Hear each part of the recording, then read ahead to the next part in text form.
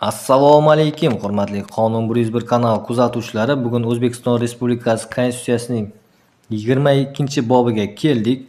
Ya'ni saylov tizimi 128-129 moddalarni o'z ichiga oladi. Konstitutsiyamizda saylov tizimi haqida nimalar aytib o'tilgan? Demak, 128-moddamizda respublika fuqarolari davlat hokimiyat vakillik organlariga saylash va saylanish huquqiga ega. Har bir fuqaro bir ovozga ovoz berish huquqi o'z xohish irodasini bildirish, ya'ni tenglik va erkinlik bilan belgilanadi.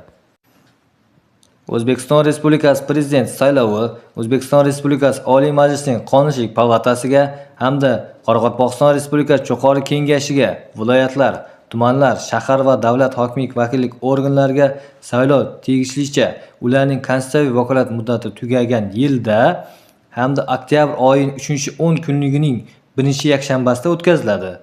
Ushbu konstitutsiyada nazarda tutilgan muddatdan ilgari saylov o'tkazish bundan mustasno.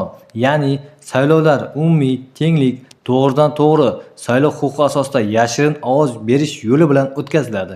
Respublikaning 18 yoshga to'lgan fuqarolari saylov huquqiga ega hamda bu yerda O'zbekiston Respublikasi Prezidenti muddatdan ilgari O'zbekiston Respublikasi Prezidenti saylovini tayinlash haqli.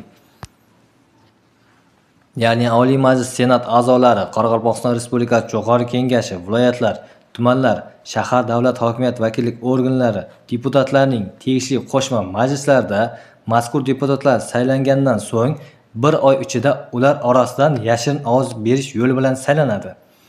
Bu yerda sud tomonidan muomalaga loyihasi deb topilgan fuqarolar, shuningdek sudning hukmi bilan ozodlikdan mahrum etish joylarida saqlanayotgan shaxslar saylanishi mumkin emas.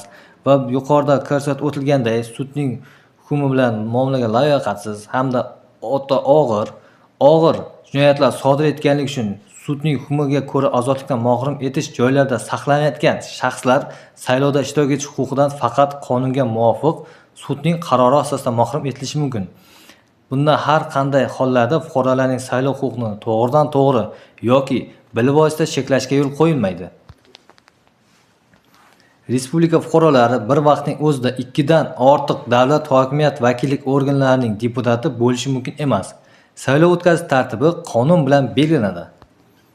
Hamda 129-moddamizda O'zbekiston Respublikasi Prezident saylovini O'zbekiston Respublikasi Oliy Majlisi, viloyatlar, tumanlar, shahar davlat hokimiyat vakillik organlariga saylovlarni, shuningdek O'zbekiston Respublikasi referendum tashkil etish va o'tkazish uchun O'zbekiston Respublikasi Oliy Majlisi tomonidan faoliyatning asosiy prinsiplari, ya'ni mustaqillik, qonuniylik, kollegiyalik, oshkoralik va adolatlikdan iborat bo'lgan Markaziy saylov komissiyasini tuzadi. Bu yerda Markaziy saylov komissiyasi saylov komissiyalari tizimiga boshchilik qiladi, o'z faoliyatini doimiy asosda amalga oshiradi hamda o'z faoliyatida O'zbekiston Respublikasi Konstitutsiyasiga hamda qonunlariga amal qiladi. Respublika Markaziy saylov komissiyasining a'zolari Qoraqalpog'iston Respublikasi Jo'qorg'i Kengashining xalq deputatlari, viloyatlar, Toshkent shahar kengashlarining tavsiyasi bo'yicha Oliy Majlisning Qonunchilik palatasi va Senat tomonidan saylanadi. Markaziy saylov komissiyasining raisi Respublika Prezidenti taqdimiga binoan komissiya a'zolari orasidan 5 yil muddatga komissiya majlisida saylanadi hamda aynan bir shaxs surunkasiga 2 muddatdan ortiq Respublika Markaziy saylov komissiyasi raisi etib saylanishi mumkin emas. Shu bilan bugungi videorolikimiz tugadi. E'tiboringiz uchun rahmat.